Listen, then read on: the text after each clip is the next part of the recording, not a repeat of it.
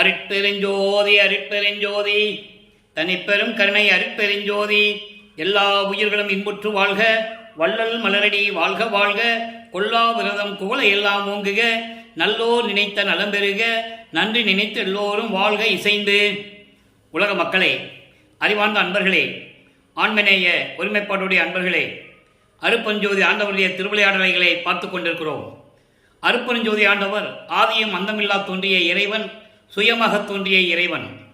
அருப்பெருஞ்சோதி ஆண்டவர் இந்த பிரபஞ்சத்தை படைத்து, உலகங்களை படைத்து, உலகங்களை இயக்குவதற்காக 5 தொழில்களையும் படைத்து, அந்த தொழில்களை செய்யக்கூடிய 5 பதத்தலைவர்களையும் படைத்து, அதாவது பிரம்மன், திருமால், ருத்திரன், மகேஸ்வரன், சதாசிவம் போன்ற பதத்தலைவர்களையும் படைத்து, தத்துவங்களையும் கொடுத்து, 36 தத்துவங்கள், 60 தத்துவிகள், இப்படி தத்துவங்களையும் கொடுத்து பிரபஞ்சத்தை இயக்க வைத்தார்கள். அருப்பெருஞ்சோதி ஆண்டவர் இந்த 4 யுகங்களிலுமே, கிரேத யுகம், திரேத யுகம், துவாபர யுகம், கலியுகம், 4 யுகங்களிலுமே எத்தனையோ திருவிளையாடல்கள் செய்திருந்தாலும் கூட, கலியுகத்தினுடைய கடைசி திருவிளையாடல் 1823ஆம் ஆண்டு தொடங்கி 30/1/1874 இரவு 12 மணி வரையிலும் திருவிளையாடல் தொடங்குகிறது. 1823ஆம் ஆண்டு தொடங்கிய திருவிளையாடல் 1874 ஆண்டுகள் வரை, அதாவது 51 ஆண்டுகள் வரை அருப்பெருஞ்சோதியுடைய திருவிளையாடல் தொடர்கிறது. காரணம், இந்த பிரபஞ்சம் தோன்றி, யுகங்கள் தோன்றி எல்லாம் மறைந்து விட்டது. இப்போ நம்ம ஒளி யுகத்தில் இருக்கிறோம். வல்லப்பமானவர்கள் சதுர யுகம் என்று கூறுவார்கள், அருள் யுகம், சக்தி யுகம் என்று சொல்லுவார்கள். சுத்த சன்மார்க்க காலத்தில் இருந்து கொண்டிருக்கிறோம்.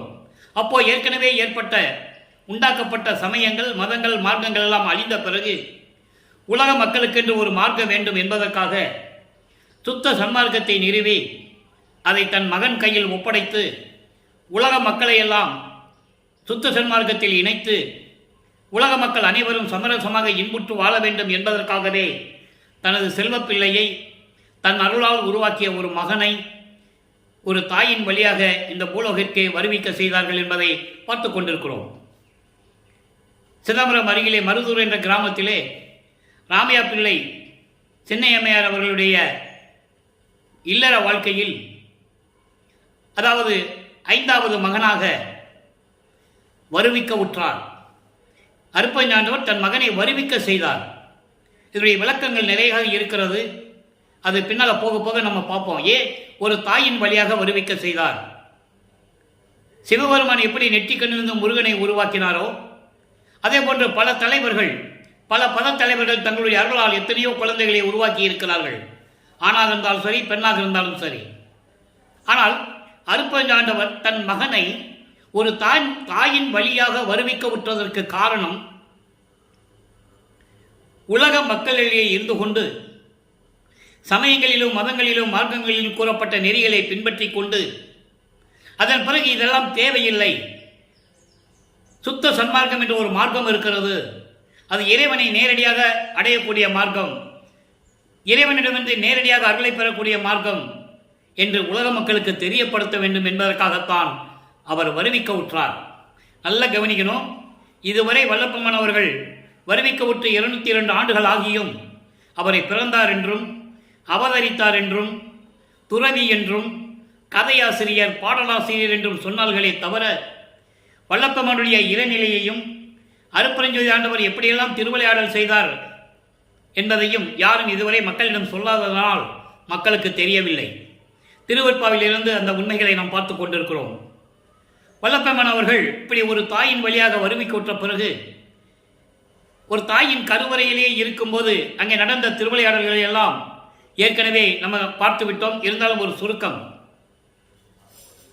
தன் மகனை ஒரு தாயின் வழியை பிண்ட வடிவத்திலே கொண்டு போய் அமைத்த போது, அங்கே நமது குழந்தை பிள்ளை பெருமானவர்கள், நமது குழந்தை இறைவன் பிள்ளை பெருமானவர்கள் கருவறை இருட்டாக இருக்கிறதே என்று சொல்லும்போது தந்தை ஒளிகாட்டியதையும், அங்கே ஒரு தாயின் கருவறையிலே இருக்கும்போது பசி என்று சொல்லும்போது அருப்பெருஞ்சோதி ஆண்டவர் அருள் அமுதம் தன் மகனுக்கு ஊட்டியதையும், அமுதக்காற்று தென்றற்காற்று வீசியதையும் நாம் ஏற்கனவே பார்த்துவிட்டோம். இதெல்லாம் கருவறையில் நடக்குது. இறைவனுடைய திருவிளையாடல் அங்கே நடந்திருக்கு. அதன் பிறகு வருவிக்க உற்ற பிறகு, இந்த பூலோகத்தினுடைய மண்ணை தொட்ட பிறகு 5 மாத குழந்தை இறைவனாக இருக்கும்போது, நமது பிள்ளை பெருமானவர்கள் இருக்கும்போது, தில்லை தலத்திலேயே அவங்க திருவிழாவுக்கு உலகில் பிள்ளைகளை கூட்டு போகிறாங்க. தில்லை தலத்திடையே திரை தூக்க தரிசித்த போது, வேய்வகை மேல் காட்டாதே எந்தனக்கே வெளியாய் காட்டிய மெய்புறமா மெய்ப்பொருளே என்று கூறுவார். அங்கே ஒரு திருவிளையாடல். அது உலகிலேயே பல செய்திகள் சொல்லுவார்கள். அங்கே கூட்டு போனாங்க, பேர் வைக்கிறதுக்கு கூட்டு போனாங்க. அதுக்கப்புறம் சிரித்தாரு, எல்லாம் ஆச்சரியப்பட்டாங்க அப்படின்லாம் சொல்லுவாங்க. புன்னகை பூத்தது உண்மை, அது வள்ளற்பெருமான் சொல்லுகிறார். ஏனென்றால் எல்லாரும் உருவத்தை பார்த்து வழிபட்டு கொண்டிருக்கிறார்கள்.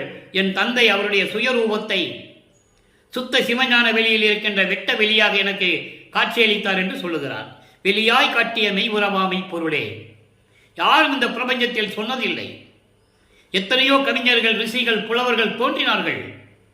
இறைவனுடைய உண்மை நிலையை யாரும் கூறியதில்லை என்பதை இங்கு நான் பதிவு செய்ய கடமைப்பட்டிருக்கிறேன். ஆக இந்த நிலைகள் எல்லாம் மாறும்போது, அவர் பேர் வச்சது சிதம்பரத்தில் சொல்லுவாங்க, அப்படி இல்லை. மருதூர் பக்கத்தில் பின்னலூர் என்ற ஒரு கிராமம், அங்கே ராமலிங்கேஸ்வரர் கோயில் என்ற ஒரு கோயில் இருக்கிறது. அதுதான் ராமையா பிள்ளையின் அவருடைய குலதெய்வம். அங்கே தான் இவருக்கு ராமலிங்கம் என்ற பெயர் வைத்து மொட்டை அடித்து காதில் கடுக்கான் போட்டது.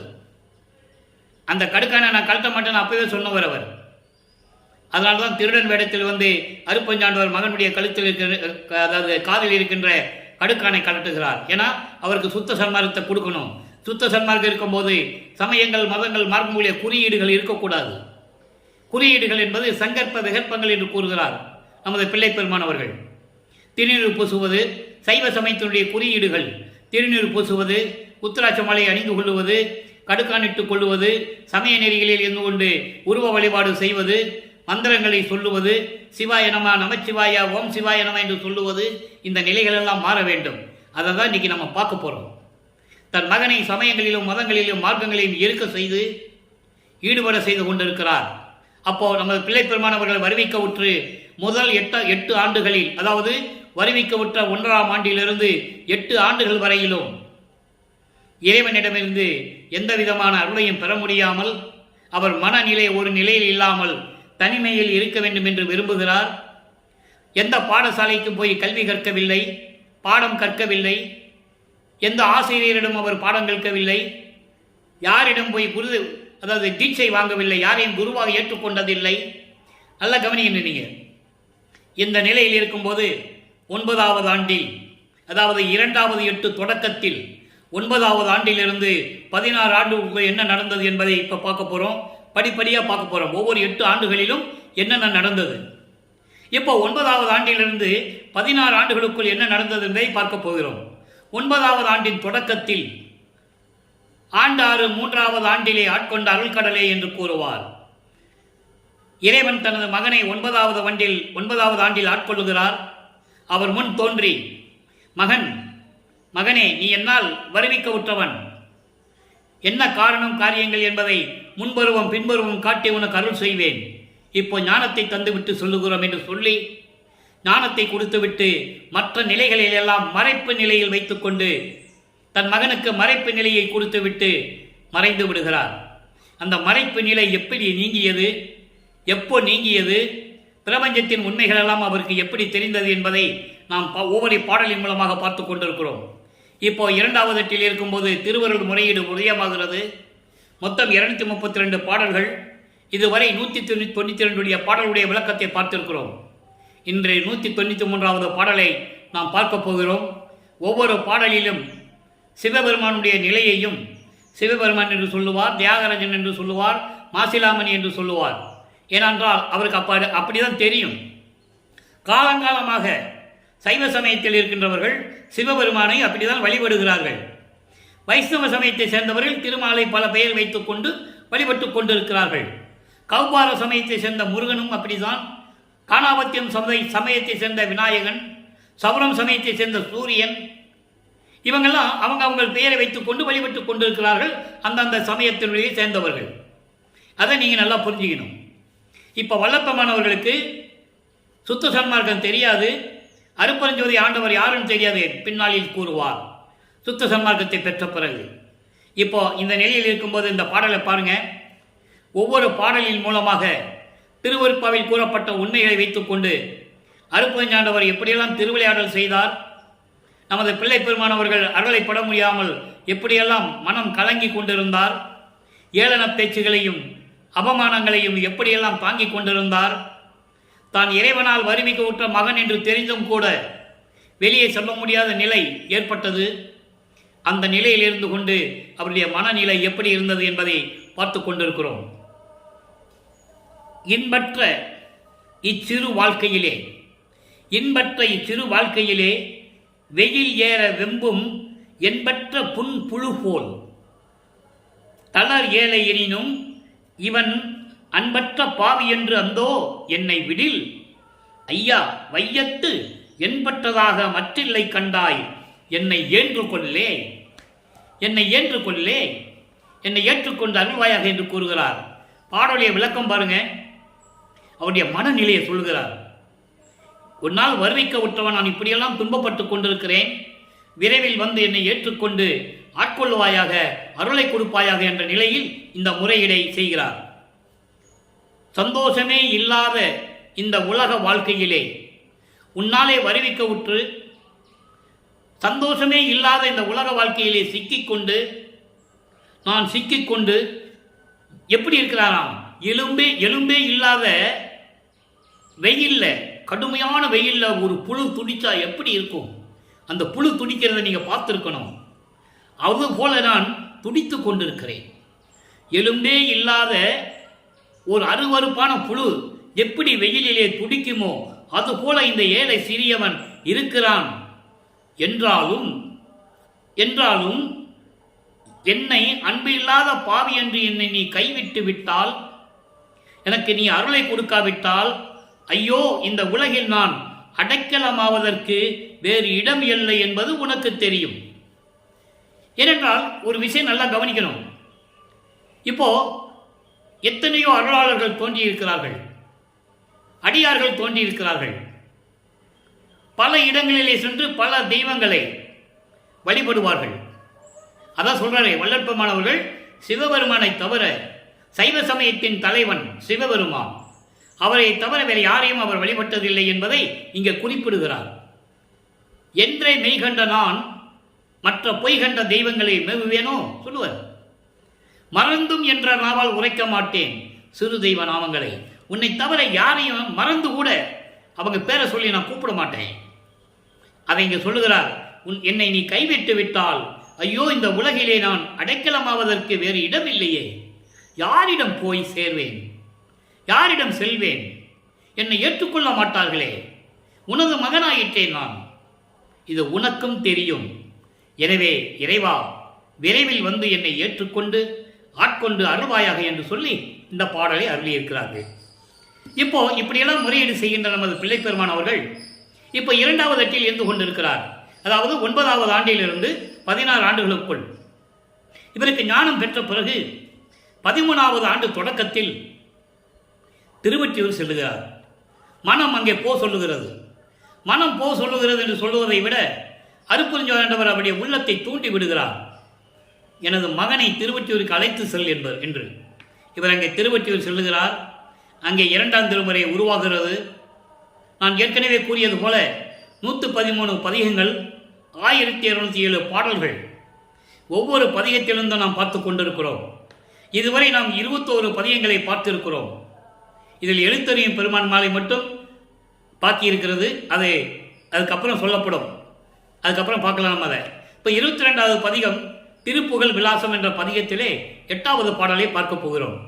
இதுவரையில் 2ஆம் திருமுறையில் நாம் பார்த்த பதிகங்களினுடைய பாடல்களின் சுருக்கம். இவரை இங்கே சென்னையிலே ஏழுகணர் தெருவிலிருந்து அங்கே திருவொற்றியூர் செல்ல வேண்டியது, தியாகராஜ பெருமானை பற்றி மனம் உருகி பாட வேண்டியது, எந்த விதமான பலனும் இல்லை. அதன் பிறகு திருமுல்லை வாயில் சொல்லுகிறார். ஒருவேளை அங்கு சென்றால் நமக்கு அருள் கிடைக்குமா என்று சொல்லி ஒரு ஏக்கம், ஒரு தவிப்பு, அங்கே போனால் ஒருவேளை கிடைச்சிருமோன்னு சொல்லி அங்கே மாசிலாமணி என்று உருகுவார். ஒரு பிரயோஜனம் இல்லை. அதன் பிறகு திருவழித்தாயம் என்ற இடத்துக்கு வருவார். அங்கே இறைவனை பார்த்து, கந்த துணி கட்டிட்டு இருக்கையே, நீ எனக்கு கந்த துணியை கொடுத்துரு, அப்பனும் பிள்ளையும் சேர்ந்து ரோட்டில் நிற்போம், பார்க்குறவங்களாம் சொல்லட்டும், மகனை பூலோகத்துக்கு கொண்டு வந்துட்டு நடு ரோட்டில் விட்டு விட்டானே என்று உன்னைதான் பழி பேசுவார்கள். அந்த பழி சொல்லுக்கும் இழி சொல்லுக்கும் ஆளாகாதே, விரைவில் வந்துவிடு என்று கேட்பார். இப்படியெல்லாம் உருகி உருகி பாடி எந்த விதமான பலனும் கிடைக்காமல் இப்போ இந்த பதிகத்திலே என்ன கூறுகிறார் என்றால், அங்கே நமச்சிவாயம், சிவாயனமா, ஓ சிவாயனமா, மாசிலாமணி, கந்தா, கேசவா என்னென்னமோ சொல்லுவார். ஒரு புரோஜனம் இல்லை. இப்போ இறைவனுடைய அருளை பற்றி சொல்லி, அதாவது அட்ரஸ் பண்ணுவது, அதான் விலாசம். இறைவனுடைய புகழை வெளியே சொல்லுவது, அதே நேரத்தில் தனக்கு அருள் வேண்டும் என்று வேண்டுவது. 2 in 1 மாதிரி இந்த பதிகம். இப்போ பாருங்க, மாலின் கண்மலர் மலர்ந்திருப்பவனே, மலர்த்திருப்பதனே, மயிலின் மேல் வரும் மகவு உடையவனே, ஆளின் கீழ் அருள் புரிந்தவனே, அரா எம்போர் வாள்களை அடிமை கொள்பவனே, காலில் கூற்று உதைத்து அருள் செய்யும் சிவனே. கடவுளே, நல்லா கவனிக்கணும். இப்ப சிவபெருமான் சொல்லுவாரு, தியாகராஜ பெருமான் சொல்லுவாரு, மாசிலாமணி சொல்லுவார், எல்லா பேரையும் சொல்லுவார். சுத்த சன்மார்க்கத்தை பெற்ற பிறகு ஒரே கடவுள் அருப்பறிஞ்சுதான் சொல்லுவார். அப்புறம் ஏன் சமயங்களிலும் மதங்களிலும் மகளில் இருந்தேன் என்ற விளக்கத்தையும் கூறுவார். அதை நம்ம பார்க்க போறோம். எல்லாம் சொல்றாங்கல்ல, வள்ளற்பெருமானை பற்றி பேசும்போது, நமது இறைவனை பற்றி பேசும்போது, அவர் ஏற்கனவே அருப்பறிஞ்சுவதை ஆண்டவர். அதை நீங்க புரிஞ்சுக்கணும். அந்த விளக்கத்தை நம்ம பார்க்க போறோம். அப்போ பேச்சு பேசும்போது அவரை ஒரு சாதாரண மனிதனாக பிறந்தார் என்றும், அதன் பிறகு துறவியானார் என்றும், கடைசியில் ரூமுக்குள்ள போனாரு, அறைக்குள்ள போனாரு, கதவை சாத்திட்டு மறைஞ்சிட்டார் என்றால் இப்படியெல்லாம் அதெல்லாம் சொன்னாங்க. அதான உண்மை. ஆனால் உண்மையான நிலையை இன்று நாம் திருவெற்பாவிலிருந்து பார்க்க போகிறோம். மக்கள்கிட்ட யாரும் சொல்லலை, அதனால மக்களுக்கு தெரியாது. அதான் விஷயம். எல்லாவற்றையும் சொன்னார்கள், எல்லா புராணங்களையும் காவியங்களையும் எல்லாமே, எல்லா நூல்களையும் பற்றி பேசினார்கள். திருவெற்பை பற்றி யார் பேசியது? நினைச்சு பாருங்க மக்களே. அதனால மக்களுக்கு தெரியல. இப்போ இப்படியெல்லாம் இந்த பாடலை கூறிய பிறகு இந்த பாடலை விளக்கம் பாருங்க. திருமாலின் கண்ணில் படாத செந்தாமரை மலர் போன்ற திருவடிகளை உடைய இறைவனே. ஏன் இங்கு திருமாலை குறிப்பிட்டார்? திருமால் திருவடியை பார்க்க முடியவில்லை. அந்த நேரத்தில் இறைவனுடைய புகழை சொல்லுகிறார். பிரம்மனும் திருமாலும் அடிய முடியை பார்க்காமல் கலங்கிக் கொண்டிருக்கிறார்கள் இன்றும் என்று சொல்லுவார். நான்முகத்தோனும் திரு நெடுமாலும் மெஞ்ஞானம் என்னும் வான்முக கண் கொண்டு காணாமல், அவங்களுக்கு மெஞ்ஞானம் இல்லை என்று கூறுகிறார். ஞானம் இருந்தது, படைக்கும் ஆற்றல் இருந்தது, காக்கும் ஆற்றல் இருந்தது, சித்து விளையாடல்கள் செய்யக்கூடிய அருளை பெற்றிருந்தார்கள். எங்கே? அருப்பறிஞ்சுவதை ஆண்டவரிடமிருந்து. ஆனால் மெஞ்ஞானம் இல்லை என்பதை தெளிவாக குறிப்பிடுகிறார். இப்படியெல்லாம் அதாவது அன்னப்பறவையாகவும் பன்றியாகவும் உருவம் எடுத்து, திருமால் பன்றி உருவம் எடுத்து, நெடுமால் பன்றி என நெடுநாள் நேடியும் கண்டறியாத பூம்பாதங்கள் என்று சொல்லுவார்.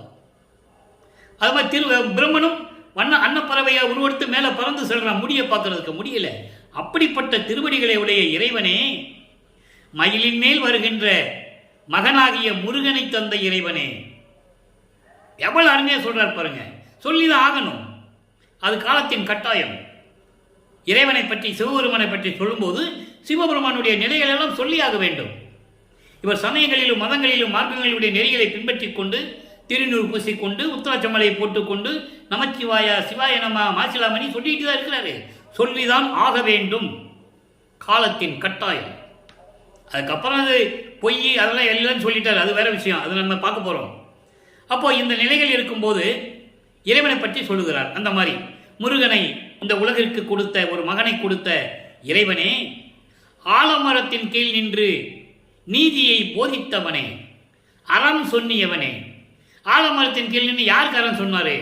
சனகர், சனந்தர், சனாதனர், சனற்குமரர், இந்த 4 பேர்களுக்கும் அறம் சொன்ன இறைவனே, ஆலமரத்தின் கீழ் உட்கார்ந்து கொண்டு நீதி போதனை செய்தவனே, ஹரஹரனே,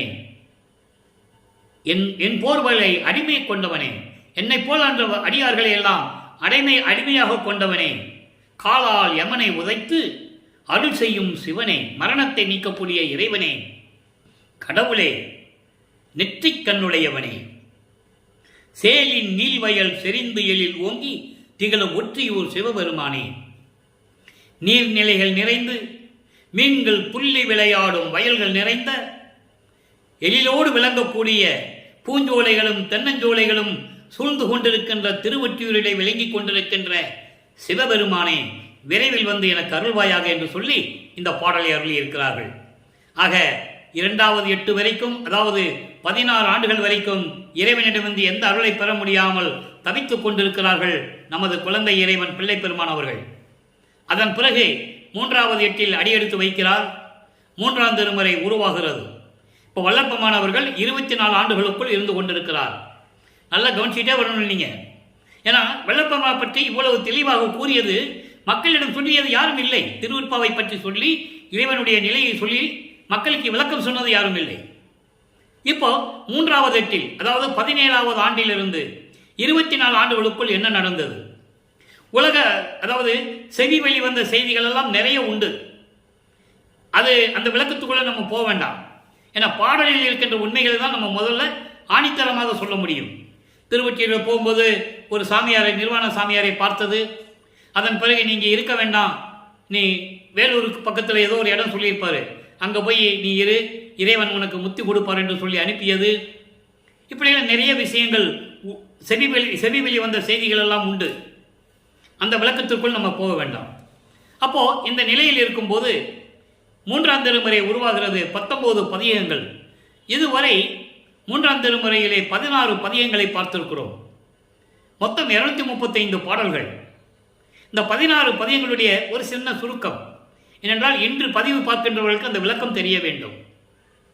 அப்போ 17வது ஆண்டு தொடக்கத்தில் இவர் பதியங்களை பாடும்போது அந்த நிலைகளை பற்றி சொல்லும்போது தியாகராஜ பெருமானை திருவொற்றியூரிலே உருகி பாடுவதும், விரைவில் வந்து எனக்கு அருள் கொடுப்பாயாக என்று கூறுவதும், எந்த விதமான பலனும் இல்லாமல் நாரையை தூது அனுப்புவதும், கிளிகளை தூது அனுப்புவதும், ஒரு குறைத்து பெண்ணிடம் போய் குறி பார்ப்பதும், சோழி விழுந்தாதானே குறி சொல்ல முடியும், அவர் தான் அங்கே தடுக்கிறாரே. இந்த விளக்குகளை எல்லாம் பார்த்து விட்டோம்.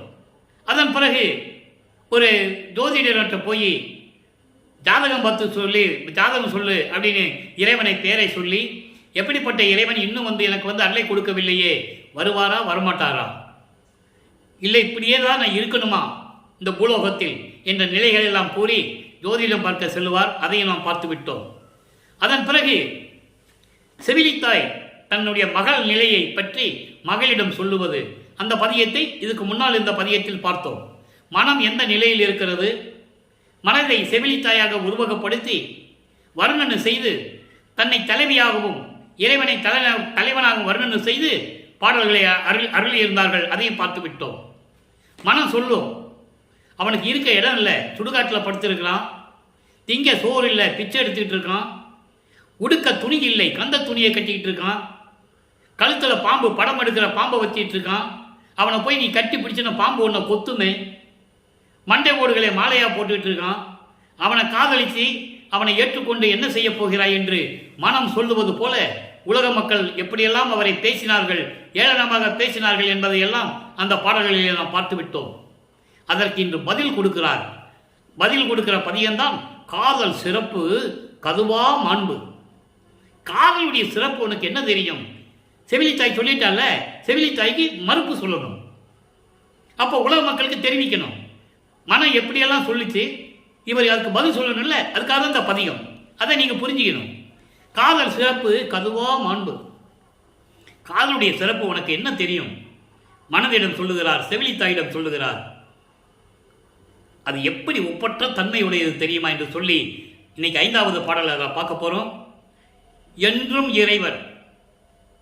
அங்க அவ சொன்னா போன பதியத்தில், அவனுக்கு ஒண்ணுமே இல்லை, அவனை போய் கல்யாணம் பண்ணணும்னு சொல்லும்போது அதுக்கு எதிர்ப்பு தெரிவிக்கணும்.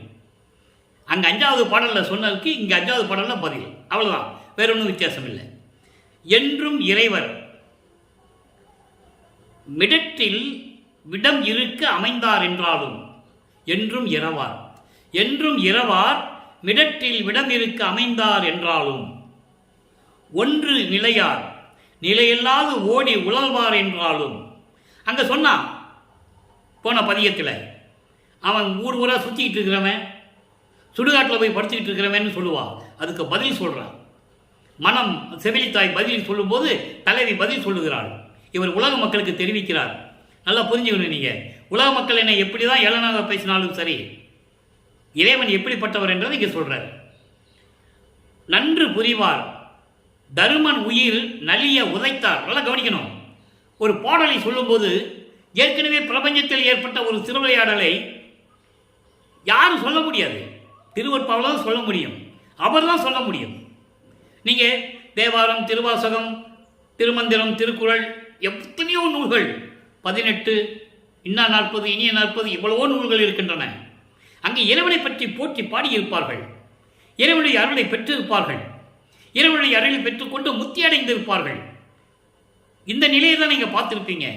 ஒவ்வொரு நூலையும் பிரபஞ்சத்தின் உண்மைகள் எல்லாம் இருக்காது, திருவருட்பாவில் தான் இருக்கும். ஏன்னா அதுக்காகவே அவர் வருவிக்கற்றவர். மக்களுக்கு தெரியாத உண்மைகள் எல்லாம் கூற வேண்டும் என்பதற்காகத்தான் பாடல்களிலே ஒவ்வொரு வரியிலே கூறுவார். இங்க சொல்றாரு, தருமன் உயிர் நலிய உதைத்தார் என்றாலும் கன்றுன் கரத்தாய் நான் அவர் மேல் காதல் ஒளியேன் கனவனுமே. என்னவாக இருக்கட்டும், நான் அவன் மீது கொண்டுள்ள காதலை என் கனவுல கூட நான் மறக்க மாட்டேன், அழிக்க மாட்டேன். தெளிவா சொல்றாரு. இந்த பாட்டுடைய விளக்கம் பாருங்க. என்றும் இரவார் அழிவில்லாதவர். இப்போ சிவபெருமானை அழிவில்லாதவர் என்று சொல்லுவார். சுத்த சன்மார்க்கத்தை பெற்ற பிறகு அருப்பெருஞ்சோதிதான் ஆதியம் அந்தமில்லா தோன்றிய இறைவன், சுயமாக தோன்றியன் அழிவில்லாத இறைவன் என்று சொல்லுவார். அந்த வேறுபாடு உங்களுக்கு புரியணும். அதனால தான் ஒவ்வொரு பதிகத்திலிருந்தும் உங்களுக்கு இறைவன் அருளிய திருவிட்பாவிலிருந்து உங்களுக்கு விளக்கம் தந்து கொண்டிருக்கிறேன் இந்த வள்ளலார் ஊழியன். இப்போ சொல்லிட்டாரா? சொன்ன பிறகு மிடற்றில் விடம் இருக்க அமைத்தார் என்றாலும், கடலிலே பார்க்கடலை கடையும் போது அமுதம் வேண்டும் என்பதற்காக, அரக்கர்களிடமிருந்து தேவர்களை காப்பாற்றுவதற்காக அமுதத்தை எடுக்கும்போது அங்கே பாம்பு வந்து விஷத்தை கக்குகிறது, உமிழ்கிறது. என்ன செய்தது என்று தெரியாமல் இருக்கிறார்கள் எல்லோருமே. இவர் வந்து அந்த விஷத்தை எடுத்து தான் உண்டு கழுத்தில் நீடித்துக் கொண்டார். அதை சொல்றாரு.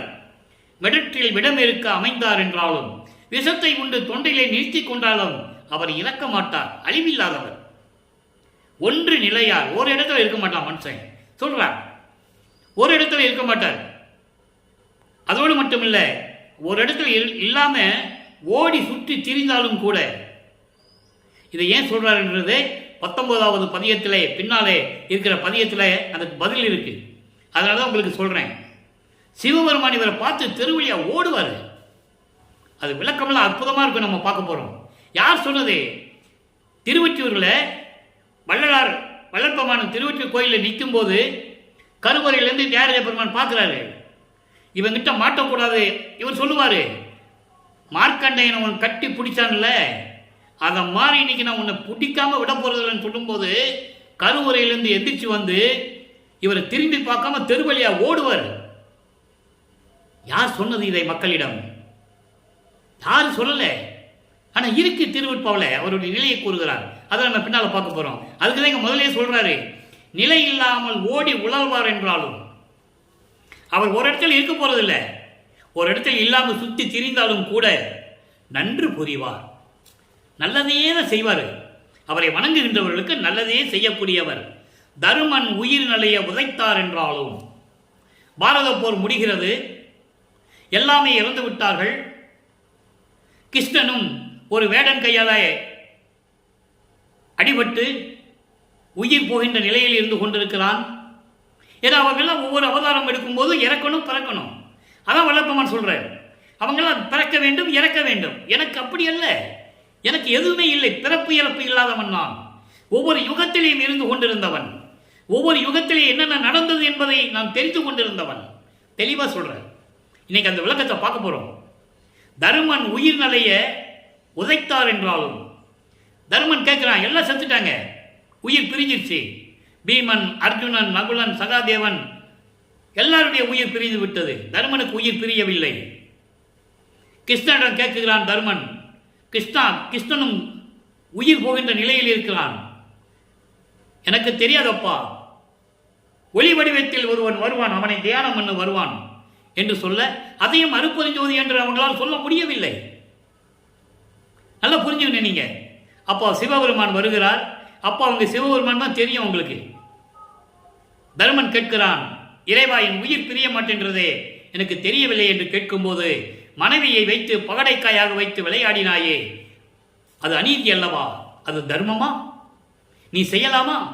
அதனால் நான் உன் உயிர் பிரிய மாட்டேன் என்று சொல்லி நெஞ்சிலே மிதித்து தருமனுடைய உயிரை எடுக்கிறார். அதை சொல்றார் இங்கே, தருமன் உயிர் நலிய உதைத்தார் என்றாலும் வளையல்கள் அணிந்த அழகாக இருக்கின்ற எனது தாயே, செவிலித்தாய்க்கு மறுப்பு சொல்லுகிறார். நான் இறைவன் எப்படிப்பட்டவன் என்று நீ சொன்னாய், அவன் எப்படிப்பட்டவனாக இருந்தாலும் சரி, நான் கனவில் கூட அந்த காதலை நான் மறக்க முடியாது என்று சொல்லுகிறார். இதனுடைய பாடலைய மைய கருத்து உலக மக்களுக்கு தெரிவிக்கிறார். உலக மக்களே, நான் இறைவனால் வருவிக்க உற்று 24 ஆண்டுகள் வரையிலும் இறைவனிடந்து எந்த அருளை பெற முடியாமல் நான் தவித்துக் கொண்டிருந்தேன். இருந்தாலும் எவ்வளவோ ஏளன பேச்சுகள், அவமானங்களை எல்லாம் தாங்கிக் கொண்டு நான் இருந்தேனே தவிர, இறைவன் மீது கொண்டுள்ள காதலை நான் கனவில் கூட ஒலிக்க மாட்டேன் என்று சொல்லி உலக மக்களுக்கு தெரிவிக்கிறார்.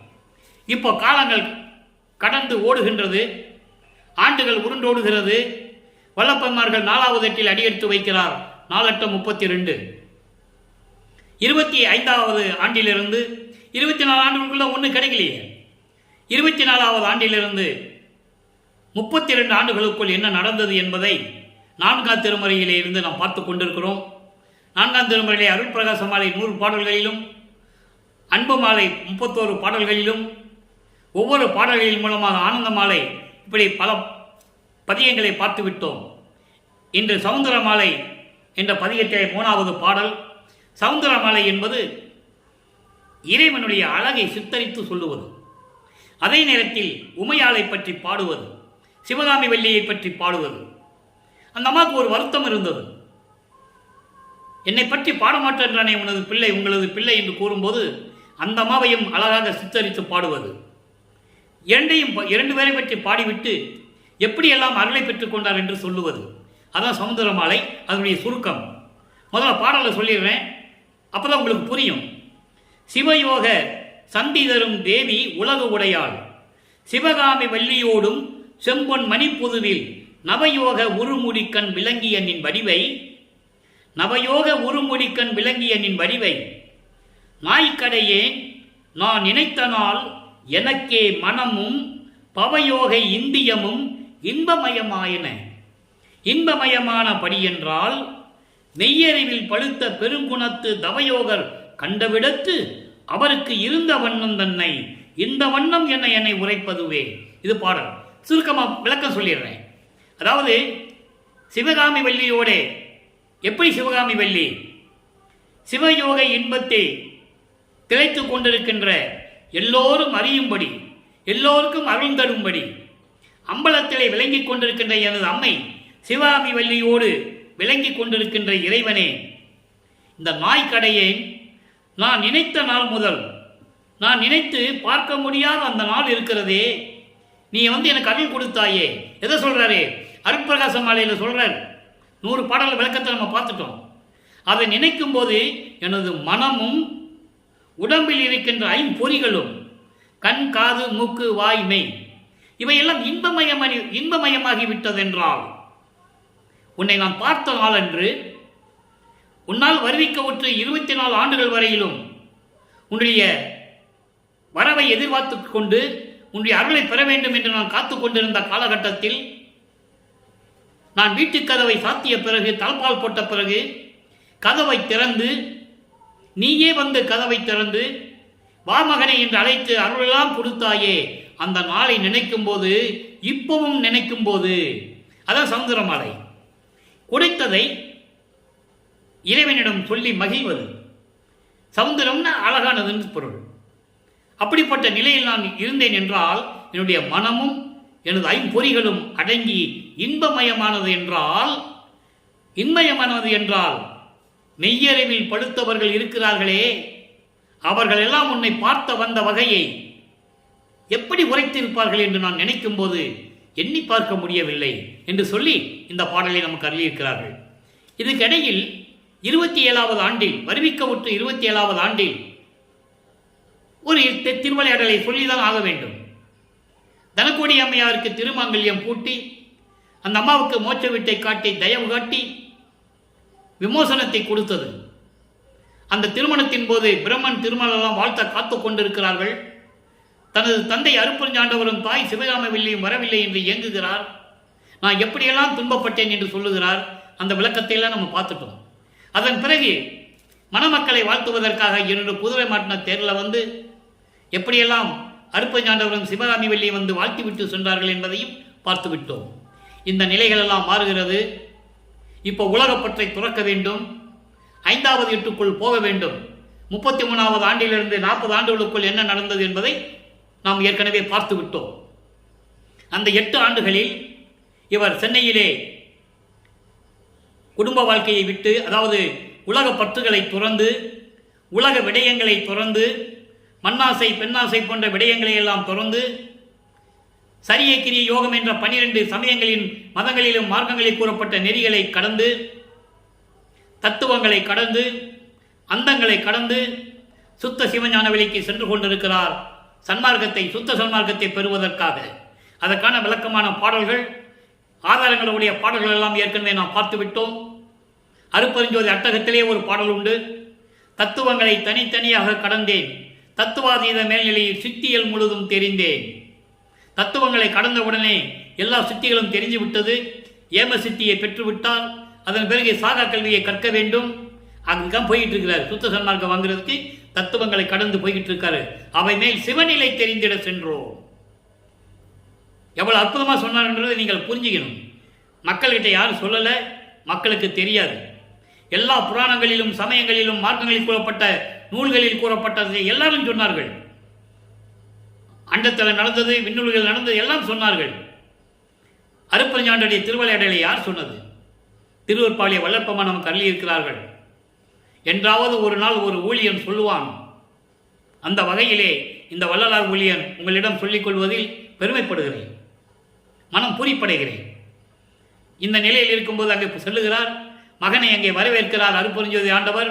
மகனே, நேரம் வந்துவிட்டது. 2:30 கடிகையிலே, 2:30 நாளிகையிலே, அதாவது 1 மணி நேரத்திலே உனக்கு மணிமுடி சூட்ட வேண்டும். உனக்கு அரசாட்சி பொறுப்பை தர வேண்டும்.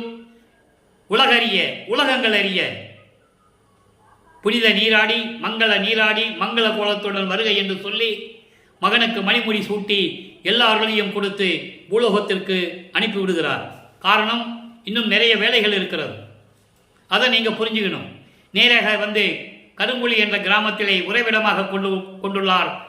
இந்த நிலை வரைக்கும் நம்ம 5வது எட்டில் பார்த்தோம். அதன் பிறகு கருங்குழியிலே 9 ஆண்டுகள் இருந்த போது என்னென்ன பதியங்களிலே என்னென்ன பாடல்கள் வந்தது என்பதை இதற்கு முன்னால் இருக்கின்ற பதிவுகளிலே நாம் பார்த்து விட்டோம். இப்போ கருங்குழியிலிருந்து விடைபெற வேண்டும். வெங்கட ரெட்டியார் அவர்களிடையும் அவருடைய துணைவியார் முத்தையால் அம்மையாரிடமும் விடைபெற்றுக் கொண்டு அதற்கு முன்னாலேயே பார்வதி மக்களிடமிருந்து தர்மசாலை நிறுவுவதற்காக இடத்தை வாங்கி கொண்டு அங்கிருந்து வந்து தர்மசாலையை ஒரே நாளில் நிறுவி 23/5/1867 ஆண்டு நிறுவி அன்றே அடுப்பை பற்ற வைத்து ஜீவர்களுக்கு பசியாற்றி கொண்டிருந்தார். இன்றும் அந்த அணையா அடுப்பு ஜீவர்களுக்கு பசியாற்றி கொண்டிருக்கிறது. பசியோடு வாடுகின்ற உயிர்களுக்கு பசியாற்றி கொண்டிருக்கிறது அணையா அடுப்பு. அந்த வளர்ப்பமான ஏற்றிய அடுப்பு இன்றும் எரிந்து கொண்டிருக்கிறது. இப்படிப்பட்ட நிகழ்வுகள் உலகத்தில் எங்கேயும் நடந்ததில்லை. எத்தனையோ தர்மசாலைகள் சாப்பாடு போடுறாங்க, இல்லைன்னு சொல்ல முடியாது. இறைவனுடைய அருளால் ஏற்படுத்தப்பட்டது. அதுதான் இங்கே முக்கியமான அம்சம். ஆக தர்மசாலையிலே அமர்ந்து கொண்டிருக்கிறார். அப்போ இறைவனிடம் இருந்து என்னென்ன உரையாடல் நடந்தது என்பதை நாம் பார்த்து கொண்டிருக்கிறோம். உத்தரஞான சிதம்பரமாலை உருவாகியது. ஏற்கனவே இந்த பெருவெளியை அதுக்காக தான் அவர் இங்கே தர்மசாலை அமைச்சது. ஜீவர்கள் வந்தால், பசியோடு வந்தால் உணவு அறிந்துவிட்டு இறைவனை வணங்க வேண்டும் என்பதற்காக இங்குதான் சத்தியஞான சபையை நிறுவ வேண்டும் என்ற நோக்கத்தில் பெருவழியை பார்த்துவிட்டார். தந்தையும் மகனும் உரையாடுகிறார்கள். அந்த பெருவழியை எப்படி பெறுவது? அவங்க நினைச்சிருந்தா எப்படி வேணா பெற்றுக்கலாம். கையை காட்டினா போதும், அப்படியே கோட்டை வந்து நிற்கும். அவள் அருள் பெற்றவர் வளர்ப்பமான். அப்படி செய்யக்கூடாது. உலகியலிலே இருந்து வந்ததற்காக அப்படியெல்லாம் நிறுவக்கூடாது என்பதற்காக இறைவனுடைய கட்டளைப்படி அந்த பெருவழியை எப்படி பெற்றார் என்பதை நம்ம பின்னால் பார்க்க போகிறோம். இப்போ கருங்குழியில் இருக்கிற, அதாவது தர்மசாலையிலே பார்வதிபுரத்திலே வடலூரில் இருக்கிற வரைக்கும் இப்போ நம்ம பார்த்துக்கிட்டு இருக்கோம். உத்தரஞான சிதம்பரம் மாலையிலே சொல்லிடுவார், மறைமுகமாக சொல்லுவார். அப்போ அந்த நிலைகளெல்லாம் இருக்கும்போது எப்படியெல்லாம் அவருடைய மனம் வருந்தியது என்பதை 6ஆம் திருமுறையிலிருந்து பார்த்து கொண்டிருக்கிறோம். அவரை யாரும் நம்பவில்லை, அவர் சொன்னதை யாரும் ஏற்கவில்லை என்ற நிலையை தலைவி வருந்தல் என்ற பதிகத்திலே 17வது பாடலை பார்க்க போகிறோம். இதுவரை 16 பாடல்களை பார்த்திருக்கிறோம். ஒவ்வொரு பதிகத்தையும் அந்தந்த நிலைக்கு ஏற்றபடி நாம் பார்த்துவிட்டு வந்து கொண்டிருக்கிறோம். நல்லா கவனிச்சுட்டே வரணும். இன்னைக்கு 17வது பாடல் அவருடைய மனநிலையை கூறுகிறார். நல்லா கவனிங்க. மனை அணைந்த மலர் அணை மேல் என்னை அணைந்த போது வடிவு சுக வடிவமானேன் என்றேன், அதனாலோ. யாரும் நம்பவில்லை. அதாவது இறைவன் வந்து என்னை அணைத்து கொண்ட போது அந்த தேகம் சுகமாக இருந்தது, வடிவு தேகம் சுகமான தேகமாக மாறியது என்று சொன்னேன். அதனால மட்டுமல்ல, இணை அறியேன் இணைவறியேன் முன் புரிந்த பெருதவம் என் புகழுவேன் என்று உரைத்தேன். இதனாலோ அதனாலோ அறியேன். நான் சொன்னேன், மக்கள்கிட்ட சொன்னேன். இதை ஒரு மனதிடம் சொல்லுவது போல சொல்லுவார். ஒரு மனதிடம் சொல்லுவது போல பாடல்களை அருளியிருப்பார்கள். தன்னை தலைவியாகவும் இறைவனை தலைவனாகவும் வர்ணனை செய்து இந்த பாடலை அருளியிருப்பார்கள். நல்லா புரிஞ்சுக்கணும். நீங்க உலக மக்களுக்கு சொல்ற இப்போ இணைவறியேன் முன்புரிந்த பெருந்தவம் என் புகழுவேன். இறைவன் வருகிறார், என்னை கட்டி அணைத்துக் கொள்ள வேண்டிய நேரம் வந்துவிட்டது.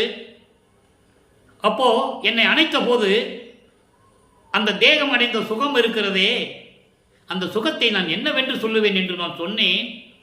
அதனோடு மட்டுமல்ல, இறைவன் என்னை கட்டி பிடித்த போது எல்லா கவலையும் நான் விட்டுவிட்டேன். இணை அறியேன், எல்லா கவலையும் விட்டுவிட்டு நான் அந்த சுகமாக இருந்தபோது முன் புரிந்த தவம், அது எப்படி நான் சொல்லுவேன்? முன் புரிந்த தவம் எப்படி? சென்ற யுகங்களில் கிரேத யுகம், திரேத யுகம், துவார யுகம், கலியுகம், கலியுகத்திலே கடைசியில் தான் இவர் வருவிக்க விட்டார். அது வரைக்கும் அவர் இறைவனிடத்தில் தான் இருக்கிறார். அது பாடலில் உண்டு. அவர் தான் விரும்பி அனுப்புகிறார் பூலோகத்திற்கு. இவர் போக முடியாதுன்னு சொல்றாரு. போக முடியாதுன்னு சொன்னோடனே ஏன் கேட்கிறாரு? நீ என்னை என்னைக்கு இருந்தாலும் தெருவில் விட்டுருவ, உன்னுடைய திருவிளையாடலை எவ்வளோ பார்த்துருக்கேன் நான் போக முடியாதுன்னு சொல்கிறேன். அப்போ லட்சுமி சரஸ்வதியும் கூப்பிட்டு அருப்புரிஞாண்டவர் கூப்பிடுறாரு. என் மகன் மனம் சஞ்சலப்பட்டு இருக்கான், அவன் முன்னாலே போய் அவனை வணங்கி, பாடல் இருக்கிறது யாரும் மறுக்க முடியாது, அவனை போய் வணங்கி வந்தனமப்பா என்று இசைப்பித்து என் முன் பாடி ஆடி பெற்றி அழைத்தனை இப்பேதையனுக்கே. இருநிதிய திருமகளிர் இருவரும் தெளிவாக சொல்லுவார். லட்சுமி சரஸ்வதியும் என் தந்தையை சொன்ன பிறகு என் முன் தோன்றி என்னை வணங்கி என் முன் பாடி ஆடி என்னை மகிழ்வித்தார்கள். அப்படிப்பட்ட தகுதியை என் தந்தை கொடுத்தான் என்று கூறுவார். இதெல்லாம் பாடல்களிலே உண்டு. அதை இங்க சொல்றாரு. முன் தவத்தில் நான் என்ன தவம் புரியணும்னு எனக்கு தெரியவில்லை என்று சொன்னேன். அதனாலவோ எதனாலவோ தெரியல, என் தோழி, அழகான முகம் கொண்ட என் தோழி கரிய முகமானால் கோபமாயிட்டா, மனமே நம்ப மாட்டேன்று. உலக மக்கள் நம்புறதில்லை, என்னை சூழ்ந்தவர்கள் நம்புறதில்லை, என்னை வளர்த்தவர்கள் சிவகாமி வள்ளி அவளும் வளர்க்கிறதில்லை. அவளையும் என்னை சந்தோஷமாக ஏற்றுக்கொண்டதில்லை. புழுங்கு மனத்தலாகி அலங்குகின்றார் செவிலி, வளர்த்தவள். அதான் இப்படியெல்லாம் என்னை சூழ்ந்து கொண்டிருந்தவர்கள் எல்லாம் நான் சொல்லுவதை யாரும் நம்பவில்லை.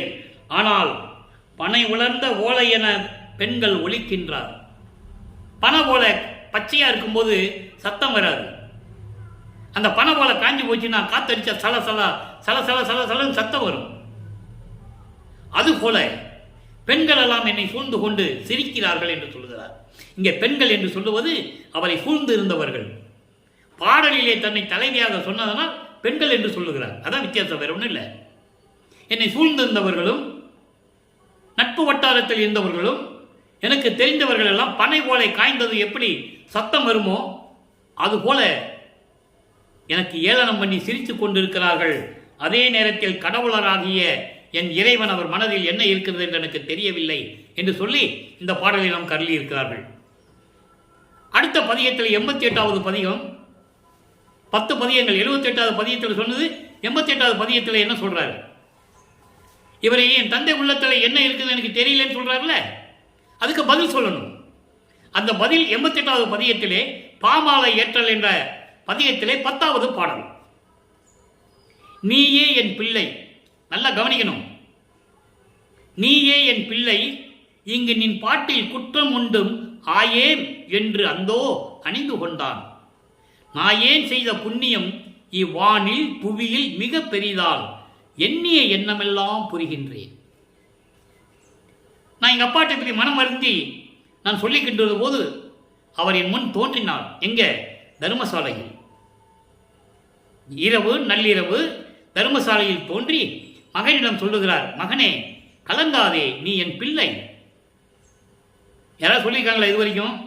வல்லப்பெருமான இந்த மாதிரிலாம் பாடல் இருக்காருங்க, அருப்பஞ்சாண்டவர் பிள்ளை, அருப்பஞ்சாண்டவரே வந்து நீ என் மகனே என்று சொல்லுகிறார் என்று யாராவது சொல்லியிருக்காங்களா? இல்லை. நீயே என் பிள்ளை, இங்கு நீ பாட்டில் குற்றம் உண்டும் ஆயேன். நீ என் மகனே, நீ என் மகன். நீ பாடுகின்ற பாட்டில் எப்படி குறை இருக்கும்? நீ என்னால் வருவிக்க விட்டவன் பிள்ளை அல்லவா? எனது சுத்த சன்மார்க்கத்தின் குலத்தின் மூத்த மகன் அல்லவா? எப்படி நீ பாடுகின்ற பாட்டில் பிழை இருக்கும்?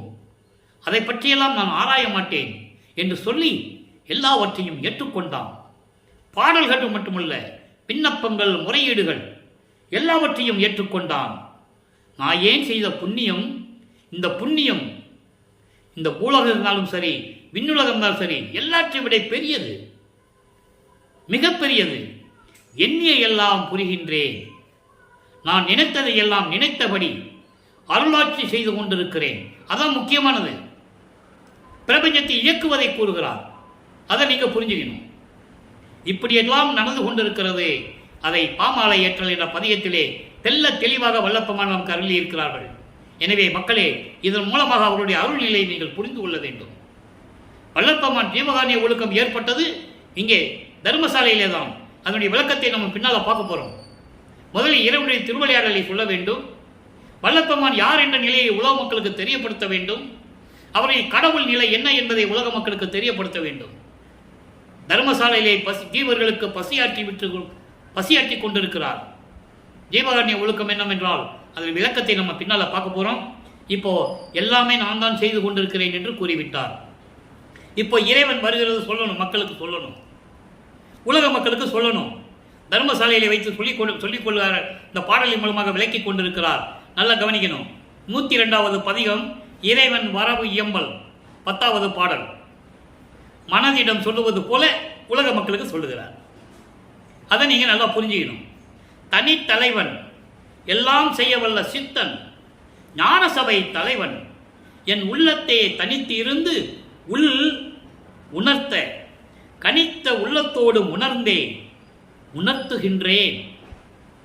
இதை ஓர் கதை என நீ நின்னையேல். மனதிடம் சொல்லுகிறார். மனதிடம் சொல்லுவது போல உலக மக்களுக்கு தெரிவிக்கிறார். இதை கதை என்று நினைக்காதீர்கள் உலக மக்களே என்று சொல்லுகிறார். மனமே, இதெல்லாம் நினைக்காதே, மெய் கருத்துரை என்று அறிக, இனித்த அருப்பெருஞ்சோதி ஆணை. 33 ஆண்டுகளுக்கு பிறகுதான் அருப்பெருஞ்சோதி என்று கூறுவார். சமயங்களையும் மதங்களையும் மார்க்கங்களையும் கடந்த இறைவன். சமயமும் மதமும் காணா ஆரியநாதயம் அருப்பெருஞ்சோதி. சாதியும் மதமும் சமயமும் காணா ஆரியநாதயம் அருப்பெருஞ்சோதி. சாதியை மதமும் சமயமும் பொய்யென ஆதியில் உணர்த்தி அருப்பெருஞ்சோதி. இதை சொல்லுவதற்காகத்தான் வல்லப்பெருமான் வருவிக்க உற்றார்.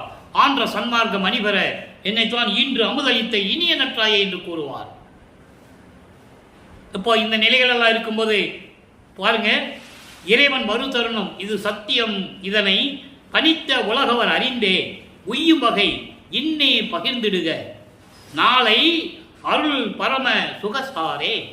இது பாடல். இந்த பாடலை விளக்கம் பாருங்க. அதாவது தனி தலைவன், பிரபஞ்சத்தில் ஒப்பற்ற தலைவன், சமரச சுத்த சன்மார்க்கத்தின் தலைவன், எல்லாம் செய்யவல்ல சித்தன் இறைவன், ஞான சபை தலைவன். எந்த ஞான சபை சொல்றார்? அங்கே திருச்சி சம்பளத்தில் இருக்கின்ற ஞான சபை தலைவன். அந்த சபையை தான் இங்க வந்து அமைச்சார் என்றதை நம்ம பின்னால பார்க்க போறோம். என் உள்ளத்தே தனித்திருந்து, என் உள்ளத்தே கலந்திருந்து, என் உள்ளத்தில் உணர்த்திய உள்ளம் நெகிழ உணர்ந்து அதனை உணரும்படி எனக்கு தெரியப்படுத்தி சொல்லுகின்றேன், உணர்த்துகின்றேன், உலக மக்களுக்கு சொல்லுகின்றேன் என்று சொல்லுகிறார். மனதிடம் சொல்லுவது போல என் இறைவன், என் தந்தை, எனது தலைவன் சொல்லியதை என் உள்ளத்தில் கலந்து என் உள்ளத்தில் சொன்னதை உங்களுக்கு நான் சொல்லிக் கொண்டிருக்கிறேன். எப்படி? இதை கதை என்று நினைக்காதீர்கள். சமயங்களிலும் புராணங்களில் சொல்லப்பட்ட கதை அல்ல. அவர் சொல்றாரு, இது உண்மை, மெய்க்கருத்தினை என்று அறிக. இறைவன் சொன்ன சத்தியமான வார்த்தை, சத்திய வார்த்தை இது. அருட்பெருஞ்சோதியின் ஆணை இது. எல்லாம் உடைய இறைவன் வருதருணம் இது. சத்தியம் சத்தியம் சத்தியம். யார் நம்பினாங்க? அதான் சத்தியம் செய்கிறார்.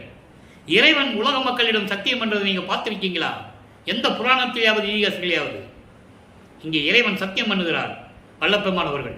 ஏன்னா உலக மக்களுடைய அறியாமையில் இருந்து கொண்டிருக்கிறார்கள். என்ன சொன்னாலும் கேட்க மாட்டேன்றாங்க. திருந்துற மாதிரி தெரியல. சத்தியம் என்னாவது பண்ணி பார்ப்போன்னு சொல்லி சத்தியம் செய்கிறார். வருகின்ற தருணம் வந்துவிட்டது. சத்தியம் சத்தியம், துன்பப்படும் உலக மக்களிடம் தெரியும்படி சொல்லிவிடும் மனமே. இப்பொழுதே சொல்லிடு. நாளைக்குன்னு காலம் பார்க்காத. ஏனால் நாளையிலிருந்து இறைவனுடைய அருளால், நடனமாடுகின்ற அருளால், திருவிளையாடலினால் எல்லாமே நீ வருகின்ற நாட்கள் எல்லாம் திருநாட்கள். எல்லா நாட்களும் திருநாட்கள். அதான் சொல்றாரே, பரம் சுகசாரே. எல்லாரும் சுத்த சன்மார்க்கத்தில் நீங்கள் இணைந்து விட்டால் எல்லா நாட்களும் திருநாட்கள். திருவிழாதான். திருவிழா கோலம் பூண்டு விடும். இங்கே உத்தரஞான சிதம்பரம் திருவிழா கோலம் எடுத்து விடும். எனவே உலக மக்களே, இன்றே சொல்லுகிறேன், சத்தியமாக சொல்லுகிறேன். என் தந்தை உள்ளத்திலிருந்து சொன்னதை அப்படியே உங்களிடம் சொல்லுகிறேன். அவர் வருகின்ற நேரம் வந்துவிட்டது, காலம் வந்துவிட்டது. விரைவில் வாருங்கள், சுத்த சன்மார்க்கத்தில் சேர்ந்து கொள்ளுங்கள் என்று கூறுகிறார். இப்போ இதற்கு சுத்த சிவநிலையிலே பதில் கூறுகிறார். 8வது பாடல் 106வது பதிகம். பாலும் கொடுத்தான். நூல் விளக்கம் அல்ல இது. நூல் விளக்கத்தில் பால் கொடுத்தான்னா பால் கொடுத்தாரு குடிச்சிட்டேன்னு அர்த்தம். அது இல்லை. இது சுத்த சன்மார்க்க விளக்கம் வேறு. பாலும் கொடுத்தான், பதி திறக்கும் ஓர் திறவு கோலம் கொடுத்தான். எங்க வச்சு சொல்றாரு? தர்மசாலையில் வச்சு சொல்றாரு. ஜீவகாருண்ய ஒழுக்கத்தினுடைய சிறப்பை இங்கு கூறுகிறார். நல்லா புரிஞ்சுக்கணும் நீங்க. ஒவ்வொரு வரிக்கும் ஒரு விளக்கம் உண்டு. திறவு கோலும் கொடுத்தான், குணம் கொடுத்தான், காலும் தலையும் அறியும் தரமும் கொடுத்தான். காலும் தலையும் அறியும்படி தரமும் கொடுத்தான், நிலையும் கொடுத்தான் நிறைந்து. அற்புதமான பாடல். இதான் சுத்த சிவநிலை என்று கூறுகிறார். எப்படி? பாலும் கொடுத்தான், சுத்த சன்மார்க்கம் என்ற அருளமதத்தை கொடுத்தான். சுத்த சன்மார்க்கத்தை கொடுத்தது மட்டுமல்லாமல் மோட்ச வீட்டை திறக்கக்கூடிய ஒரு திறவுகோலையும் கொடுத்தான். அது என்னது? ஜீவகாருண்ய ஒழுக்கம். அதான் மோட்ச வீட்டின் திறவுகோல் என்று சொல்லுவார். ஜீவகாருண்ய ஒழுக்கமே மோட்ச வீட்டின் திறவுகோல். ஜீவகாருண்யமே திறவுகோல் அல்ல. நிறைய பேர் தப்பா சொல்லிட்டு இருக்காங்க. ஜீவகாருண்ய ஒழுக்கம்னு வச்சார். அதுல ஜீவகாருண்ய ஒழுக்கம் தான் மோட்ச வீட்டின் திறவுகோல். ஆக பாலும் கொடுத்தான் என்பது சுத்த சன்மார்க்கத்தையும் கொடுத்தான். சுத்த சன்மார்க்கத்தை பெற்றதனால் எல்லா அருளமுதத்தையும் கொடுத்தான். எல்லா அமிர்தத்தையும் பெற்றதனால் மோட்ச வீட்டை திறக்கக்கூடிய திறவுகோலாகிய ஜீவகாருண்ய ஒழுக்கத்தையும் கொடுத்தான். நல்லா புரிஞ்சுக்கணும் நீங்க. அப்போ இரக்கத்தையும் கொடுத்து குணம் கொடுத்தான். குணம்னு என்ன? ஆண்மநேய ஒருமைப்பாட்டு உரிமை. சமயங்களும் மதங்களும் மார்க்கங்களும் சுத்த சன்மார்க்கத்தின் முக்கிய தடைகள். ஆண்மநேய ஒருமைப்பாட்டு உரிமை எக்காலத்தும் எவ்விடத்தும் எவ்விதத்தும் எவ்வளவும் விலகாமல் எங்கள் மனதில் நிறைந்து விளங்க செய்வித்தருளல் வேண்டும். விண்ணப்பத்தில் சொல்வார். அதான் குணம் கொடுத்தான். ஆண்மநேய ஒருமைப்பாட்டு உரிமை. உயிர் இரக்கம். உயிர் இரக்கம். உயிர் இரக்கம் எப்படி வரும்? சுத்த சன்மார்க்கத்தில் இருந்தால்தான் வரும். சுத்த சன்மார்க்கத்தில் இருந்தால்தான் ஜீவகாருண்ய ஒழுக்கம் அவனுக்கு கிடைக்கும். கிடைச்சாதான் மோட்ச வீட்டின் திறவுகோல் கிடைக்கும். தெளிவா சொல்ற. குணம் கொடுத்தான், காலும் தலையும் அறியும் தரமும் கொடுத்தான். எப்படி? வேகாக்கால் சாகா தலை. வேகாக்கால் பிரமண தேகம், சாகா தலை ஞான தேகம். அதனுடைய தரமும் அறியும்படி எனக்கு அருளை கொடுத்தான். நிலையும் கொடுத்தான். கடவுள் நிலை. சித்தி என்பது நிலை சேர்ந்த அனுபவம். அத்தகருடைய அருட்பெருஞ்சோதி. முத்தி என்பது முந்தொரு சாதனம். அது ஒரு சாதனம் தான். ஞான சித்தியை பெற்றேன் என்று உந்திப்பெற திருவந்தியார்ல சொல்லுவாரு. சித்தன் ஆனேன் என்று உந்திப்பெற. அதான் இங்க சொல்றாரு. நிலையும் கொடுத்தான். அருப்பெருஞ்சோதி நிலை கடவுள் என்ற நிலையை எனக்கு கொடுத்தான். மனப்பூர்வமாக நிறைந்து, மனப்பூர்வமாக மனமகிழ்ந்து எனக்கு சுத்த சன்மார்க்கத்தை கொடுத்து, அருளை கொடுத்து, ஜீவகானிய ஒழுக்கத்தை கொடுத்து, மோட்ச வீட்டை திறக்கக்கூடிய திறவுகளாகிய ஜீவகானிய ஒழுக்கத்தை கொடுத்து, ஆன்மநேயத்தை கொடுத்து, உயிர் இறக்கத்தை கொடுத்து, சாதாத்தலையையும் வேகாக்காலையும் எனக்கு கொடுத்து, பிரம்ம தேகத்தையும் சாதாத்தலை ஞான தேகத்தையும் எனக்கு கொடுத்து, மனப்பூர்வமாக பரிபூர்ணமாக மகிழ்ந்து எனக்கு கொடுத்தான் என்று சொல்லி இந்த பாடலிலும் கருளியிருக்கிறார்கள். அன்பர்களே, எவ்வளவு அருமையான பாடலுடைய விளக்கம் என்பதை நீங்கள் புரிந்து கொள்ள வேண்டும். மற்றவர்கள் போல நேரம் போக்குவதற்காகவோ வேண்டுமென்றோ கதையாகவோ கற்பனையாகவோ சொல்வது நமது நோக்கமல்ல. திருவருட்பாவினுடைய விளக்கங்கள் மக்களுக்கு போய் சேர வேண்டும். அருட்பெருஞ்சோதியுடைய திருவிளையாடலை மக்கள் புரிந்து கொள்ள வேண்டும். வள்ளற்பெருமானுடைய இறைநிலையை மக்கள் ஏற்றுக்கொள்ள வேண்டும், தெரிந்து கொள்ள வேண்டும். அடுத்து பாருங்க, தனித்திரளங்கள் என்ற பதிகம் 110வது பதிகம் 140வது பாடல். நல்லா கவனிக்கணும். பன்னிப்பு அறுத்து எல்லாம் வல்ல சித்தாகி பரந்தருகின்ற மெய்வாழ்வாம் தனிப்பழம் எனக்கே தந்தை தான் தந்தான். இந்த 4 வரைக்கும் முதல்ல சொல்றேன், நல்லா கவனிங்க. பன்னிப்பு அறுத்து சமயங்களும் மதங்களும் மார்க்கங்களும் சூழப்பட்ட துன்பங்களை எல்லாம் எனக்கு நீக்கி எல்லாம் வல்ல சித்தாகி அருளை தருகின்ற மெய்வாழ்வான இயற்கை உண்மை விளக்கமான தனிப்பழம் எனக்கே. தனிப்பழம் என்பது மரணமில்லா பெருவாழ்வு. எனக்கே என் தந்தை தந்தான். அப்போ சுத்த சன்மார்க்கத்தில் இருந்தால் மரணமில்லா பெருவாழ்வு உண்டு. அதோடு மட்டுமல்ல, தமியேன் உண்டனன் அவன் கொடுத்த அருளமுதத்தை இந்த மகன் முழுவதுமாக திகட்ட திகட்ட போதும் என்று சொல்கின்ற அளவுக்கு நான் இந்த மகன் அவருடைய அருளமுதத்தை நான் உண்டனன். அதன் தன் இனிப்பை, அந்த அனுபவத்தை, இனிப்புன்னா இனிப்பு கிடையாது, அந்த அனுபவத்தை, அதன் தன் அனுபவத்தை நான் என்னவென்று சொல்லுவேன், என்னென்று இயம்புவேன். ஐயோ, என் உயிர் இனித்து, என் உயிர் மகிழ்ந்து, என் கரணம், கரணம் என்றது உடல், உடல்ல தான் எல்லாம் இருக்க, ஐம்பொறிகள், ஐம்புலன்கள், கண் காது மூக்கு வாய்மை, ஒளி ஒளி சுவை உணர்வு நாற்றம், அந்த கரணங்கள், மனம் சித்தம் புத்தி அகங்காரம், இந்த தத்துவங்கள், அதான் கரணம் டோட்டலா சொல்றார், ஒட்டுமொத்தமா சொல்றார். இந்த உடல், உடல்ல எல்லா தத்துவங்களும் உண்டு.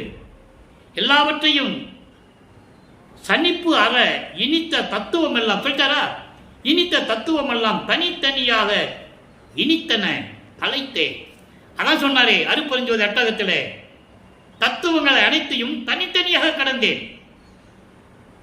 ஏன் ஒட்டுமொத்தமாக கடக்கலன்னு சொன்னாரே, ஒவ்வொரு அனுபவம் பெற்றுக்கொண்டு, இறைவனுடைய அருளை பெற்றுக்கொண்டு, ஒவ்வொரு அனுபவத்தை பெற்றுக்கொண்டு தனித்தனியாக என் உள்ளம் இனித்தது. இதை தான் இங்க சொல்றாரு, தத்துவங்களை தனித்தனியாக கடந்து சென்றேன் சிவநிலைக்கு.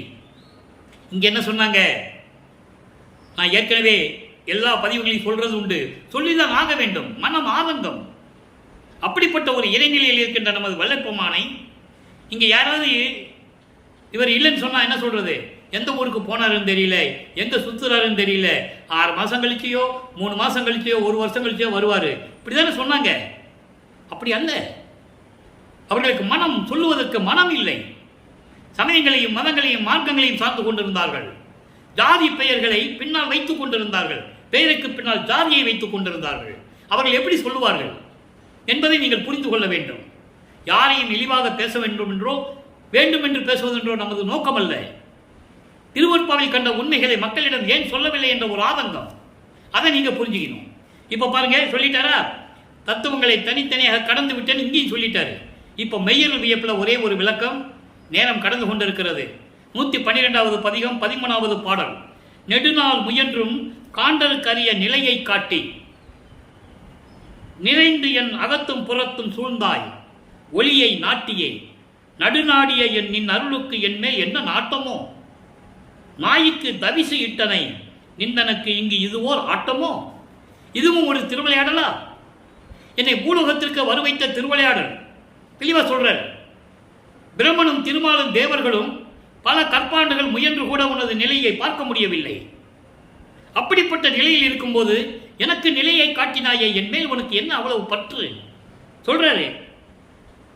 சமரசத்தோடு எனக்கு அருளை கொடுத்து என் மேல் இவ்வளவு தயவு காட்டினாயே, என் மேல் உனக்கு என்ன அவ்வளவு ஆசை, அன்பு, காதல் என்று கூறுகிறார். அப்படிப்பட்ட இந்த நாய் நிலையில் இருக்கின்ற எனக்கு கூட ஒரு இருக்கையை கொடுத்து, தவிசு என்றால் ஒரு இருக்கை, இருக்கை என்பது சுத்த சிவஞான வெளியிலே இருக்கின்ற அந்த இருக்கை, சிங்காசனம், சிங்காதன பீடம், அப்படிப்பட்ட இடத்தையும் கொடுத்து, எனக்கு கடவுள் நிலையையும் கொடுத்து, எனக்கு இப்படியெல்லாம் செயலாற்றினாயே, இதுவும் உனது ஒரு திருவிளையாடல்களில் ஒன்றோ, இதுவும் ஒரு ஆட்டமோ என்று கூறுகிறார். இதுவும் திருவிளையாடல்களில் ஒரு திருவிளையாடலா என்று கூறி இந்த பாடலை முடிக்கிறார்கள். ஆக அன்பர்களே, இன்று நாம் பார்த்த பதிவிலே இறைவனுடைய திருவிளையாடலை எல்லாம் பார்த்து விட்டோம். நாளையும் தொடரும். நீங்களும் சுத்த சன்மார்க்கத்தில் இணைந்து கொலையும் புலையும் தவிர்த்து இறைவனை வணங்கி ஜோதி வழிபாடு செய்து அருப்பெருஞ்சோதி அருப்பெருஞ்சோதி தனிப்பெருங்கனை அருப்பெருஞ்சோதி என்ற மகாமந்திரத்தை உச்சரித்து இறைவனுடைய அருளையும் செல்வங்களை எல்லாம் பெற்று இந்த வையகத்திலே நீங்கள் வாழ்வாங்கு வாழ வேண்டும், நோயற்ற வாழ்வில் வாழ வேண்டும் என்று இறைவனுடைய தயவாலயம் கருணையாலே வாழ்த்து விடைபெறுகிறேன். இந்த வள்ளலார் ஊழியன். மீண்டும் நாளை சந்திப்போம். நன்றி, வணக்கம். அருப்பெருஞ்சோதி அருப்பெருஞ்சோதி தனிப்பெருங்கனை அருப்பெருஞ்சோதி. நாளையும் இறைவனுடைய திருவிளையாடல் தொடரும். பார்த்து மகிழ்ந்து இறைவனுடைய அருளை பெற்றுக் கொள்ளுங்கள்.